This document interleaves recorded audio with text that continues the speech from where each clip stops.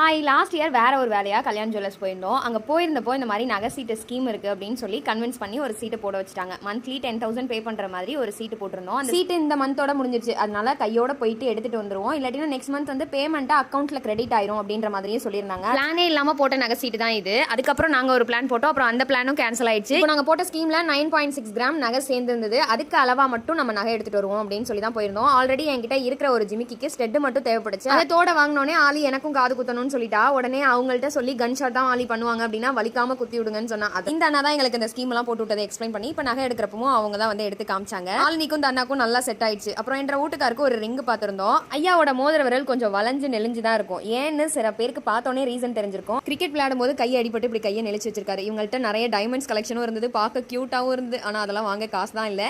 இப்போதைக்கு ஆலினிக்கு காது குத்துற பிளான்லாம் இல்லை. ஆனா ஒரு தோடு வாங்கி வச்சுப்போம் அப்படின்னு சொல்லிட்டு ஒரு தோடு எடுத்திருந்தேன். மேடம்க்கு தோடெல்லாம் பிடிக்கல, இந்த பிரேஸ்லெட் தான் வேணுமா, என்னவோ 5 ரூபா 10 ரூபாய்க்கு விற்கிற மாதிரி அடம் பிடிச்சிக்கிட்டு இருந்தா. ஆல்னிக்கு எடுத்த தோடு இது ரெண்டுல ஒன்று தான். உங்களுக்கு ஏதாவது கெஸ் இருந்ததுன்னா கமெண்ட்ஸ்ல சொல்லுங்க. நெக்ஸ்ட் எந்த ஸ்கீமும் போட வேணான்ற பிளான்ல தான் இருந்தோம். அப்புறம் எப்படியா இருந்தாலும் செலவாயிட்டு தானே இருக்குன்னு ஒரு ஸ்கீமை போட்டுட்டு வந்தாச்சு. லாஸ்ட் இயர் ஃபர்ஸ்ட் சீட்டு கட்டினப்போ சில்வர் காயின் கொடுத்தாங்க. இந்த தடவை சில்வர் ரேட் ஏறினதுனாலயோ ஒரு கிஃப்ட் தான் கொடுத்தாங்க. வாங்கிட்டு வீட்டுக்கு கிளம்பியாச்சு. டாடா.